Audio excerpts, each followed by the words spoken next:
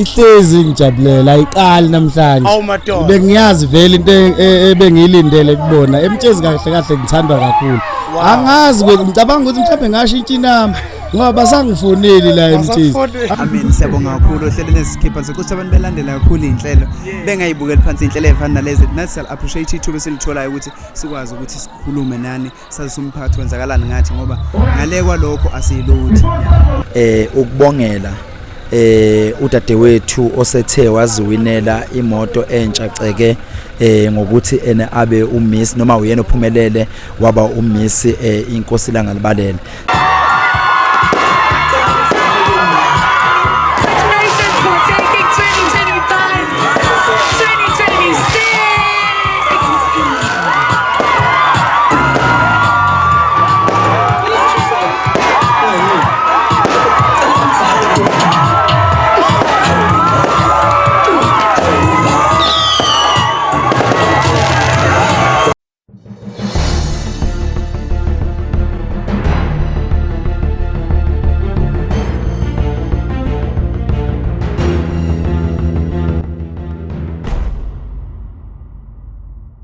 Nginibingelele nonke babukele emakhaya igama ngoSimangaliso ngokwamtshali uMagalela Gase njengonyama uLinda Mkhonto umtselenduna uMasi avutshele echobeni uKhondlo uGebisa baye beshoke nabaziyo bathi nenkosi ayiqedwa babukele emakhaya niyazi nani imhlelo lenu sikhiphani emtshezi namhlanje sila eMbali Estate la khona umhlonishwa wethu wenkosi ilanga libalele umeya yomkhandlu enze khona umcimbi omkhulu engicabanga ukuthi umkhulu ngaphezulu kwezinto zonke okuningi nisazokubona ngoba uze kube khona impela nozowina mangabe ezowina la ku Miss inkosi ilanga libalele uzokwazi ukuthi athole even imoto cabanga nje mbukele emakhaya so njengamanje bafowethu sila eMbali Estate ngiyacela ukuthi nonke bafowethu nenze show ukuthi niya like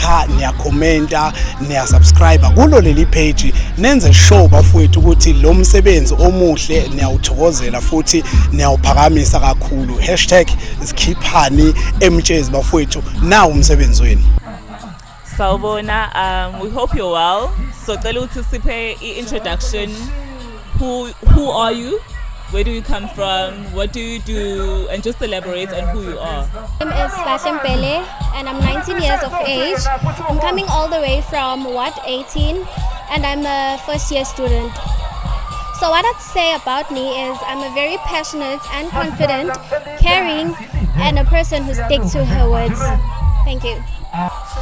Since I started modeling, the only problem I faced was people knowing who they are and making sure I feel less in whatever that they said and whatever that I was hearing around, especially about my body. So it's only body shaming. Thank you. So my question to you is, what's a cause or charity you feel passionate about and how do you get involved? Well, firstly, before I've done many charities, but the powerful one I've done is going to those places where children are unable to do or cater for themselves, especially those homes where they need help, mothers that let their children go stay anywhere. So what I've done and what I've charitized was to give back to them. I used to give them clothes, food and many more. My question to you is, what is your definition of success? Okay, thank you. In our days, success is not really based on what you have or what you do achieve. But as a model, I have to promote and I've had promoted education. I believe I define success as having whatever or being able to man up and being able to have whatever you want. At the same time, I believe that education comes first. Thank you. What I would say about myself is that I'm a passionate woman and I am a dedicated person. I strive and go for what I want. And I never back down. I don't let my circumstances define me. Instead, I use them to rise above and rise stronger. So my question to you today reads as follows. what advice would you give to younger women who are just starting their own journeys? Thank you for your question. The advice I would give to women who are just starting their journey is that to advise them that they are strong and that they are capable. No matter what happens and no matter the challenges, they can overcome them if they believe in themselves, because unwavering belief in oneself is a beautiful tool and a powerful tool and can help one achieve achieve anything they wish to achieve if they believe in themselves. Next question. In what way do you think your generation will shape the future? My generation could shape the future by inspiring and uplifting each other. I believe that working together makes us more powerful and more stronger. An individual can be capable of many things, but as a team, and if we are united, we can achieve many things and achieve many goals, and we can dream big and achieve those dreams if we work together, united, supporting each other and uplifting each other in every way that we can. Thank you. The question to you is, how can you define beauty? My definition of beauty is not about external appearance. Beauty is not about what we see. Beauty is about the inside. Beauty is about kindness and sharing kindness through each other. Beauty is not defined by the way you look, but beauty is defined by your inclusivity and diversity. I believe that everyone should embrace themselves because we are all beautiful just the way we are. Thank you. Kuphina kuphi la kufinyela khona nombuso njengamanje ngabengelela ngo-Navigate Mfokogcwensa kuyintokozo. Ngiyathobeka kakhulu ukuthi ngiphinde ngibe ingxenye yalomcimbi kulonyaka. Last year ke ngafika kodwa ngangumuntu nje odlulayo ngafeka ngathi ngisale sengizinza ngoba nakho zikhona insizwe ezinye nezintokazi zibambile ngathi njengecika ke ngidlule ngi-interact nabantu okutheke kwaholela ekutheni mhlambe ke umkhandlu ubone kufanele ukuthi kulonyaka futhi ungumeme ngizojabula ngoba sasebenza kahle saphilisana last year. Not everything is about money. Bakhona ababeqashiwe but ngathi mangabe ngidlula ngibona ukuthi into enje ngathi angidlule nje ngiyinikele emphakathini ngoba ngiphila ngabantu. So kuyangijabulisa ukuthi bephinde bengikhubule kulonyaka sengiqashiwe ngoba ungimemile umkhandlu noma sengimenyiwe ngendlela eright ukuthi ngingasa-ambush ukuthi ngizo-interact nomphakathi. Kuyintokozo kakhulu, kumnandi. Ngithemba ukuthi nangonyaka ozayo futhi ubusezingeni elikhulu kunaleli ngoba nalast year uvele usezingeni. Ngiyamangaza, akujwayelanga hlathi ukuthi ngifinyelele le ndawo, so kuyangithokozisa. I think kungowesithathu noma kulonyaka okwesibili umeye ngibiza and abantu abakhathale mina basakhombisa ukungithakasela and kuyisibusiso lokho kumina. Ngiyathobeka nje kakhulu.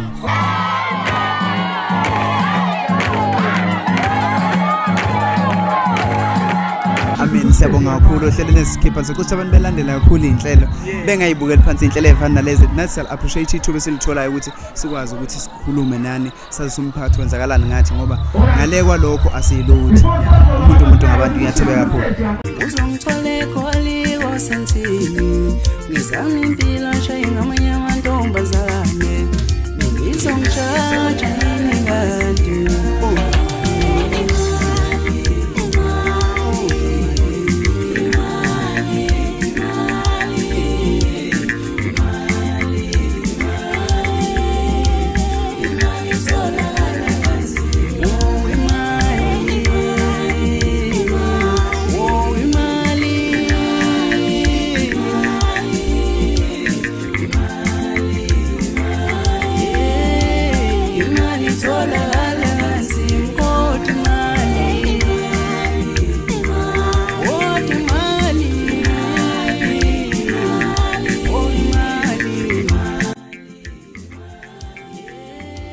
Right, so I was invited to host the second annual Miss Nkos'langa Libalele 2025-2026, and I was facilitating the whole event. Mayor kanye futhi neyiphathi imandla ihlanganisa umcimbi omuhle kangaka ukuthi ke izingane ihlangane ziveze ikhono, futhi izingane futhi ezinothando lokumodela zike iveze ikhono ngokumodela kwazo. Kungapheleli lapho futhi ke izingane zihamba nama prizes amahle kakhulu okwemali, which is something that everyone needs, but kungijabulisa kakhulu ukuthola ukuthi ke umuntu othe wadla umhlanganiso as the queen kwama senior walked away with a brand new car and 10,000 rands namanye ama finalists nakhona ahambanga engaphethe lutho, but they also won into futhi ezobasiza like izinto ezifana nemali, ingane zawina ama laptop bekuningi kakhulu kodwa ke futhi bekukuhla. Siyabonga. How the vibe in Escort? Abantu bakunika uthando njani? The vibe was amazing. Abantu base Escorts are pretty amazing. But more than anything, I really loved imndeni ekade isupporter ingane kade imodel. Yeah. Kuyakhombisa lokho ukuthi if you show up as a parent entweni eyenziwa ingane iba naleyo confident ngoba ukhona. Yeah. Siyabonga ke siyabona ukuthi abantu basemjezi bakuthandile kakhulu angathi ungaphinde ubuye. Ngizobuya kumhlonishwa umeya umuntu ohleze ngibiza ngiyabuya Escort nje ngumuntu ohamba buya. Siyabonga kakhulu. Siyabonga. Ngizothanda bandla uqala ngikubingelela igama nokwanda Bhila, also known as Miss Kingcatshwa District 2023.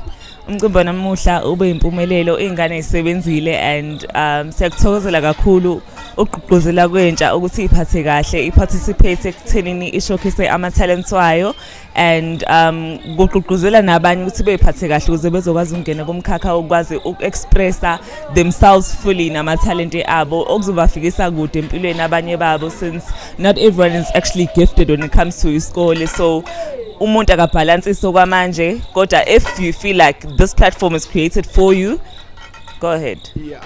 So mayelana neprogram namhlanje ibe njani ukubanzima kumina la weye binkulu ngakhona?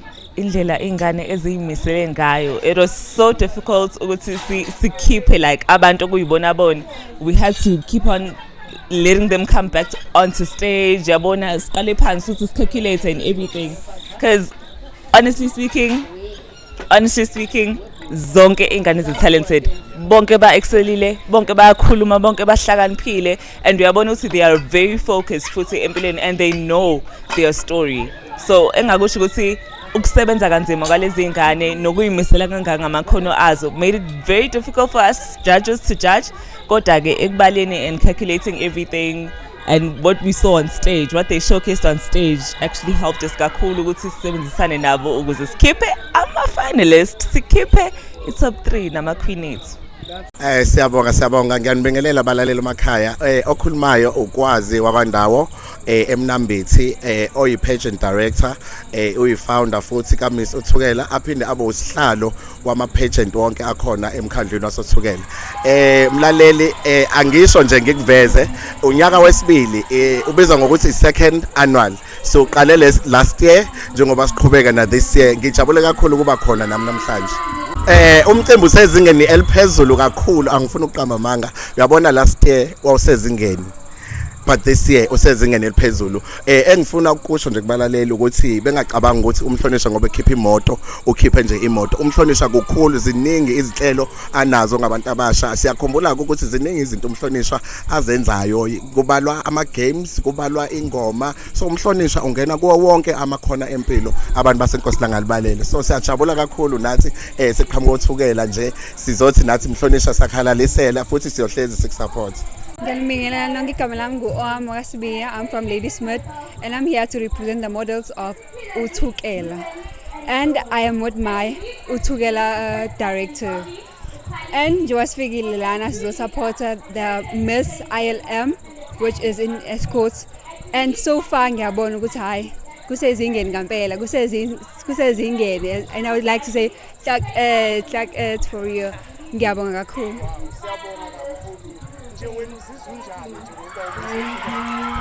Yeah, I can't even explain because okay, this is a great opportunity for me. Ngoba this was the biggest opportunity to be part of Miss Uthukela, and I am so interested to do all the duties for the Uthukela wonke. Ngiyabonga kakhulu. Umuntu nje akaqala ngokubingelela ababukeli emakhaya kwisikhiphani. Sithanda nje ukuthatha leli thuba ukubongela udadewethu osethe waziwinela imoto entsha ceke ngokuthi ene abe uMiss noma uyena ophumelele waba uMiss inkosikazi libalele. Siyafisa ke ukuthi ene singabongi yena kuphela kodwa sibonga nabe besebenzisana kanye naye kanye nabe bethamele lo mcimbi ngoba bungeke uzube impumelelo ngaphandle kokuthi ene kube khona abantu abazowuthamela. So nje sifisa ukudlulisa ukubonga okukhulu nabangaphumelelanga ke siyafisa ukuthi ene sibabongele ngoba basebenze kakhulu umsebenzi beyiwenza lezi ingane zipractice zenza konke lokhu ziyeke izinto ebezizenza zadela konke kodwa zithi zifuna ukulungiselela lo mcimbi wanamhlanje na. Sifisa nje ukubonga bonke abantu abathe baparticipate kulo mcimbi futhi siyathembisa ukuthi ene nangonyaka ozayo sizoqhubeka futhi siwenze lo mcimbi lo ofana nalo.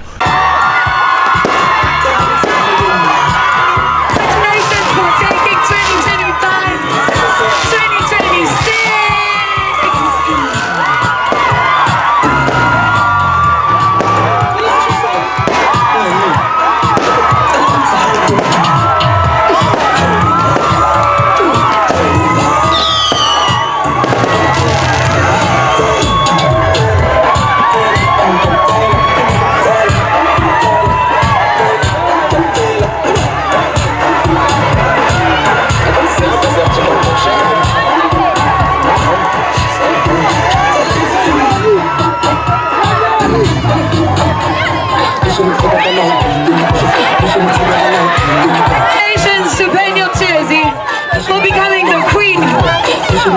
Kunyaga ka 2020. She walks away with a brand new car and 10,000 rand. Opuma wake. Imoto ke isiwiniwe iwine udadewethu wakashezi. Sishilo futhi ukuthi ene njengoba engenayo i-driver's license sizomqala phansi simenzise ilenazi azathole naye ilokhuza i-driver's license ngoba sifisa ukuthi ene abantu bakithi kakhulukazi abantu besifazane sikwazi ukuthi ene nabo bezizwe behlonipheka noma bezizwe benesithunzi emphakathini yethu. Kungabi ukuthi nje sithi umuntu usewinile bese singakwazi ukumlekelela njengoba engenayo i-driver's license somqala simenzisile nazi azathola nelokhuza ne-driver's license ukuze ezokwazi ukuthi naye drive imoto yakho ngokukhululeka. My name is Peniel Shezi and I'm honored to win this competition because it's going to give me a lot of opportunities in life and I'm going to be able to empower the youth, inspire others to embrace the uniqueness, and I'm just very happy.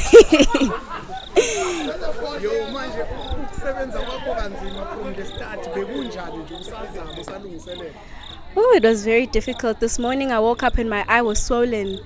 I was so scared. I wanted to stop, but my mom was like, you know what, no. And my family also motivated me and my supporters.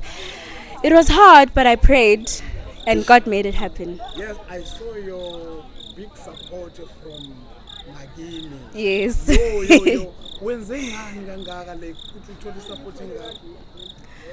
Well, to be honest, my whole life I've always treated other people the way I want to be treated. So I feel like that helped me because they treat me the way I treat them. I'm always happy, smiling, and they return the favor.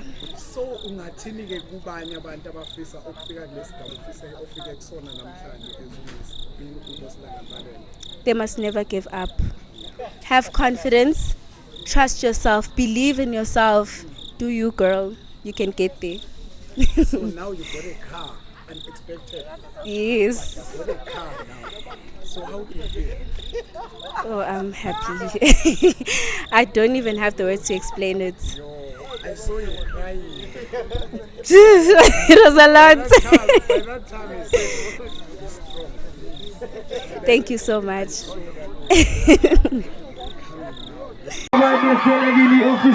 Reception company enkulu 3.7 sanibonana sikhothi ninjani mana we DJ ni right niyaphila hayibo yazi kusebusuku manje nibahlekisha ebusuku bapha abantu benu Are you guys ready ukuthi sicule? Awuthi asidlele imali siyosebenzisa imali. Ithini asidlele imali siyokwenza njani? Ithini awuthi ngifisa ukuba nemali. Ekhona. Woletha miqumbi, khanda lami lidume, ngisafuna ukuthi. Ekhona. Ngikhohlwa amadumbe imeni ubambuze. Fowethu siyambingelela lana bafowethu sikhiphane emtshezi namhlanje sinentaba yase Dubai njengoba nibona bafowethu la ziyakhipha ziyabuya la eMbale Estate njengamanje kulomcimbi omkhulu owenziwe umhlonishwa umeya umkhandlu wenkosi ilanga libalele njengamanje intaba yase Dubai namhlanje usemtshezi mfowethu. Uyazi ngicela ukubingelela kakhulu intaba yase Dubai lo usibali waseNingizimu Afrika usibali onemali eningi usibali osanda khipha ialbum njengamanje From Me to You ngicela ukubingelela ngiyajabula ukuba la njengamanje sisesikhothi la sisemtshezi la esikhona njengamanje la sivela khona i-crowd yasemtshezi benjani ukukujabulela nginayo nje phone asidlele imali siyosebenzisa imali asikule asidlele imali sokwenza njani 1 2 let's go fisukane woletha miqumbi khanda lami lidume ngisafuna ukudla inyama ekhona ngikhohlwa amadumbe imeni ubambuze fisukane imali ekhona woletha miqumbi khanda lami lidume ngisafuna ukudla inyama ekhona ngikhohlwa amadumbe imeni ubambuze right ihlezi ngijabulela ayiqali namhlanje bengiyazi vele into ebengiyilindele kubona emtshezi kahle ngithandwa kakhulu angazi ngicabanga ukuthi mhlawumbe ngashintsha inamba ngoba basangifoneli la emtshezi angazi kwenzakalani kodwa ngiyathemba ukuthi obekhona namhlanje uzokhumbula bakhumbuzise nabanye ukuthi abafethu intaba yase Dubai ikhona iyaphila laze sanda khipha ialbum ikhona ingoma ethu usuku ukhona umfoka bani isazokhula nje amsho ukubuya kwami kwesibili emtshezi nje bese ngibuya ngealbum kodwa uthando la thandwa